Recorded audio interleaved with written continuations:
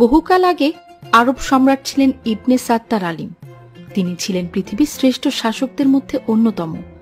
তার রাজ্যের এমন কোনো প্রজা ছিল না যে সম্রাটকে ভালোবাসত না। সবাই তাকে খুব শ্রদ্ধা করত, আর করবে নাই বা কেন।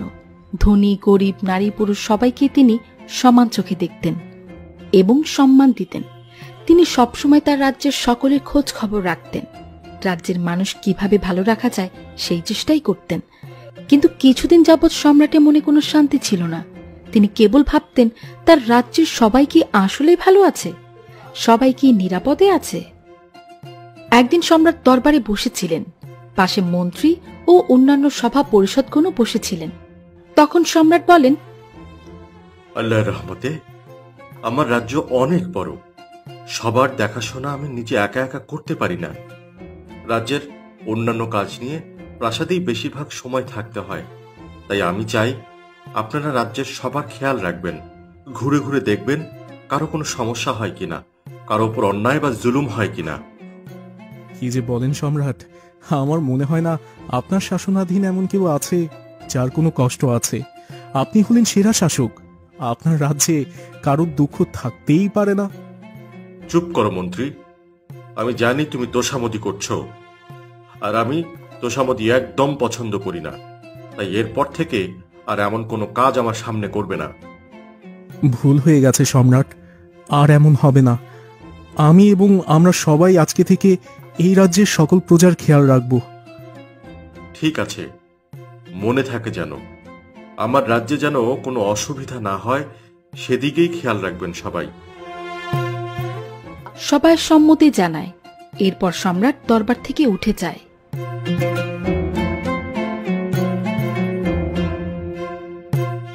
এরপর অনেক দিন কেটে যায়। সম্রাট সবাইকে প্রজাদের দেখে শুনে রাখার দায়িত্ব দিয়েও সম্রাট এমন অস্থির হয়েই থাকে। একদিন রাতে সম্রাট আল্লাহ তাআলার কাছে হাত তুলে প্রার্থনা করতে থাকে, হে আল্লাহ, আপনি আমাকে এক বিশাল সাম্রাজ্যের সম্রাট বানিয়েছেন, অনেক ক্ষমতা দিয়েছেন। আমি জানি না আমি সেসব ঠিকমতো ব্যবহার করতে পারছি কিনা।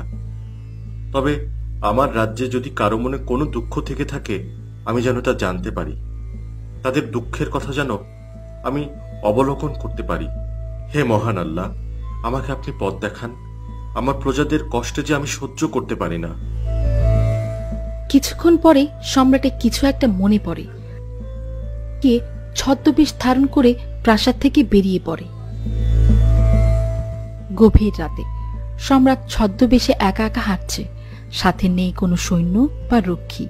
নিস্তব্ধ রাস্তায় তিনি একা একা হাঁটতে থাকে। হাঁটতে হাঁটতে তিনি ভাবেন, এবার আমি নিজেই দেখব আমার প্রজাদের অবস্থা, তারা কেমন আছে, কি করছে।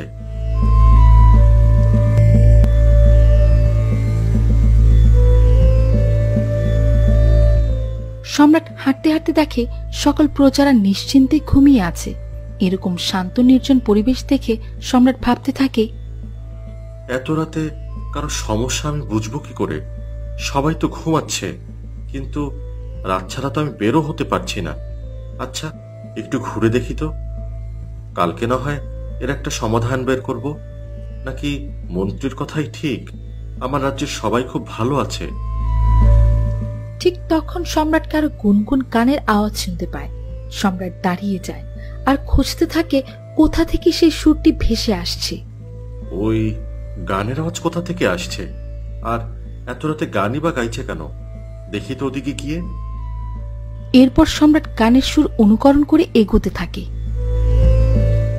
গানের সুরের উৎস খুঁজতে খুঁজতে সম্রাট একটি কুড়িঘরের সামনে এসে হাজির হয় আর শুনতে পায় ভেতরে কেউ বিরহী সুরে গান গাইছে। সম্রাট নিজে কৌতূহল সামলাতে না পেরে ঘরের জানালা দিয়ে উকি দিতে থাকে। ততক্ষণে গান বন্ধ হয়ে যায় আর সম্রাট দেখে ভেতরে একটি মেয়ে একা একা বসে আছে। এই মেয়ে, তুমি এখন এত রাতে গান গাইছো কেন? আপনি কে আর এখানে কেন? সে আমি যেই হই, তুমি কি জানো না এভাবে গান গাওয়া উচিত নয়? আর এখন তাহাজ্জুদের সময় হয়ে যাচ্ছে, তুমি আল্লাহর ইবাদত না করে গান গাইছো। আমি মানলাম আমি যা করেছি ভুল করেছি, কিন্তু আপনি তো আমার চেয়ে বেশি অন্যায় করেছেন, আর এর শাস্তিও আপনাকে পেতে হবে। আমি ভুল করেছি? তা কি ভুল করেছি শুনি? আপনি আমার ঘরের জানালা ভেঙেছেন, একজন অপরিচিত পুরুষ হয়েও আমার ঘরে উকি দিয়েছেন, এমনকি সালাম না দিয়ে আমার সাথে কথা বলছেন, আমার চেহারা দেখেছেন। এতে আমার পর্দা নষ্ট হয়েছে, তাই আমি আপনাকে ছাড়ব না। আপনার নামে আমি সম্রাটের কাছে নালিশ জানাবো। সম্রাট বুঝতে পারে তার এইভাবে ঘরে উকি দেওয়া উচিত হয়নি, আর এও বুঝতে পারে মেয়েটি সম্রাটকে চিনতে পারেনি। তাই সম্রাট মেয়েটিকে বলে, আপনি সম্রাটের কাছে আমার নামে নালিশ করবেন? হ্যাঁ, আমি কাল সকালে গিয়ে সম্রাটের কাছে আপনার নামে নালিশ করব। আচ্ছা, তা না হয় করবেন, কিন্তু আপনি কি চেনেন সম্রাট কে? আমি তাকে দেখিনি, তবে তার নাম আমি অনেক শুনেছি, ইবনে সাত্তার আলিম। আমি এও জানি উনি একজন নিষ্ঠাবান শাসক এবং ন্যায় বিচারক। আমার মনে হয় আপনি ভুল জানেন। সম্রাট খুবই খারাপ একজন মানুষ, আর ভালো শাসকও তিনি হতে পারেননি। আপনি ভুল। রাজ্যের সবার প্রতি উনি যত্নশীল, আর আপনি বলছেন উনি ভালো শাসক হতে পারেনি। তা নয়তো কি? নয়তো কি তার সাম্রাজ্যের কেউ এত রাতে বিরহে কাঁদছে? আমি কাঁদছি আমার বিরহের কারণে, আর এতে সম্রাটের কি দোষ? দোষ নয়? না। আচ্ছা, ঠিক আছে, কিন্তু একটা কথা, আপনি কালকে আমার নামে সম্রাটের কাছে নালিশ করবেন। ঠিক আছে, আমার আপত্তি নেই। প্রয়োজনে আমি আপনাকে আমার রুটে করে সম্রাটের কাছে নিয়ে যাব, কিন্তু আপনি দয়া করে আমার একটা প্রশ্নের উত্তর দেবেন। সম্রাটের মিষ্টি কণ্ঠের অনুরোধে মেয়েটি মনটা কিছুটা গলে গেল। কি প্রশ্ন?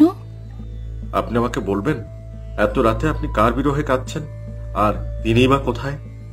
মেয়েটি এবার মন খারাপ করে বলে, আমি আমার স্বামীর জন্য কাঁদছি, যার সাথে আমি 4 দিনের সংসার করেছি। এখন সে কোথায়? বিবাহের 4 দিনের পর সম্রাটের নির্দেশে সে রাজ্যের সীমানার রক্ষার কাছে গিয়েছে। এরপর 4 মাস কেটে গেল, সে এখনো আসেনি। আজ হঠাৎ করে তার কথা খুব মনে পড়েছে, আর তাই তার জন্য গান গাইলাম, যাতে মনের কষ্ট কিছুটা কমে। আমি জানি সেও হয়তো সেখানে খুব কষ্ট পাচ্ছে, না জানি কিভাবে থাকছে। মেয়েটি এবার কান্নায় ভেঙে পড়ে। সম্রাট এখানেও নিজের দোষ খুঁজে পেলেন। কোন রকমে মেয়েটিকে সান্ত্বনা দিয়ে বলেন, কি নাম আপনার স্বামীর? ইবনে সামিয়ান। আচ্ছা, আমি যদি কালকে সকালে আপনার স্বামীকে আপনার সামনে এনে হাজির করি, তাহলে কি আপনি আমাকে ক্ষমা করে দেবেন? মেয়েটি জলজল চোখে সম্রাটের দিকে তাকায়, খানিকক্ষণ পরেই হেসে বলে, এ অসম্ভব, কিন্তু তবুও আমি আপনাকে সুযোগ দেব। সকাল নয়, কালকে সারা দিন সময় দিলাম। এর মধ্যে যদি আমার স্বামী ঘরে ফেরে, তাহলে আমি আপনাকে ক্ষমা করে দেব। ঠিক আছে, তবে তাই হোক। আমি আপনাকে কথা দিলাম, কাল সকালের মধ্যেই আপনার স্বামী আপনার ঘরে ফিরে আসবে ইনশাআল্লাহ। এরপর সম্রাট সেখান থেকে চলে যায়। তখনই মেয়েটি বলে ওঠে, কিন্তু আপনি কে? সেটা না হয় অন্য একদিন জানা যাবে। আসি, আসসালামু আলাইকুম। ওয়ালাইকুম আসসালাম।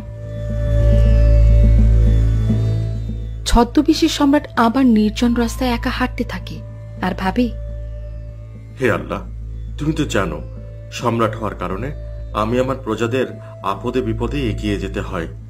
এখনো আমি ওই মেয়েটির বিপদ হলো কিনা তা জানার জন্য তার ঘরে উকি দিয়েছি, তার সাথে কথা বলেছি। আমি জানি এতে আমার কোনো দোষ হয়নি, আর যদি এতে আমার কোনো দোষ হয়েই থাকে, আল্লাহ তুমি আমাকে ক্ষমা করো। আর মেয়েটি যেভাবে সম্রাটকে না দেখেই বিশ্বাস করে, আমি যেন তা রক্ষা করতে পারি। আল্লাহু আকবার, আল্লাহু আকবার। এরপর সম্রাট প্রাসাদে পৌঁছায়। ততক্ষণে চারিদিকে ফজরের আজানের ধ্বনি শোনা যায়। নামাজ আদায় করে সম্রাট তার স্ত্রীকে ডেকে বলে,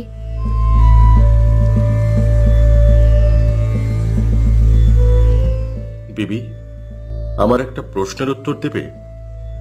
অবশ্যই, বলুন কি প্রশ্ন? একজন স্বামী তার স্ত্রীকে ছাড়া ঠিক কতদিন থাকতে পারে? এ তো ভারী অদ্ভুত প্রশ্ন। আল্লাহ তাআলাই ভালো জানেন। তবে আমি বলবো সর্বোচ্চ 3 মাস একজন স্ত্রী তার স্বামী বা একজন স্বামী তার স্ত্রীকে ছাড়া থাকতে পারে। এর চেয়ে বেশি হয়ে গেলে যে তাদের হক আদায় হবে না, কিন্তু হঠাৎ এমন প্রশ্ন? আমি অনেক ভুল করে ফেলেছি, আর আজকেই তা সংশোধন করে নিতে হবে আমাকে। ভোরের আলো ফুটতেই এবার সম্রাট তার রক্ষীকে দিয়ে মন্ত্রীকে ডেকে পাঠায়।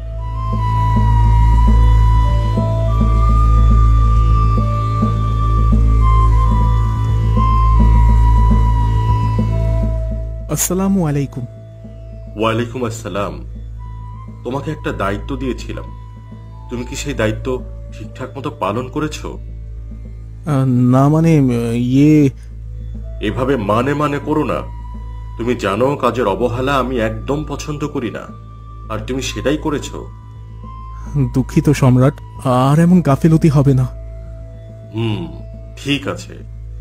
আর শোনো, এবার থেকে প্রতি 3 মাস পরে সকল সীমান্তের সৈন্যদেরকে ছুটি দেয়া হবে। তাহলে তখন সীমান্ত কে পাহারা দেবে? সৈন্যদেরকে কয়েকটি ভাগে ভাগ করে দেবে, এবং একদল যাতে ছুটি কাটাতে পারে এবং তাদের পরিবার ও স্ত্রীদের প্রতি হক আদায় করতে পারে। আচ্ছা ঠিক আছে, আপনি যা বলবেন, কিন্তু হঠাৎ এই নির্দেশনা কেন? কারণ তাদেরও পরিবার আছে, তাদেরও সন্তান আছে। আর একটা কথা, ইবনে সামিয়ান নামের যে একজন সৈন্য রয়েছে তাকে আজই ছুটি দিয়ে দাও, সে যেন শীঘ্রই তার বাড়িতে ফিরে যায়। আর তার বাড়িতে কিছু সমস্যা রয়েছে, সেগুলো লোক পাঠিয়ে ঠিক করে দিয়ে আসবে। কিন্তু সম্রাট, আপনি এসব জানেন কি করে? সেটা তোমার না জানলেও চলবে। এখন যা বলছি সেটা করো, নয়তো তোমারই চাকরি থাকবে না। আমি এক্ষুনি যাচ্ছি। আসসালামু আলাইকুম। ওয়ালাইকুম আসসালাম। সম্রাটের নির্দেশ অনুযায়ী সেদিন ইবনে সামিয়ানকে ছুটি দেয়া হয়। সে ঘরে ফিরে যায়। তার স্ত্রীতে অবাক হলেও মনে মনে সে অচেনা পুরুষকেও ক্ষমা করে দেয়। আর এরপর থেকে সম্রাট প্রতিদিন রাত্রে বের হয় তার প্রজাদের অবস্থা দেখার জন্য। আর এইভাবে সম্রাট তার রাজ্যের সবার সুখে দুঃখের খেয়াল রাখতে থাকে।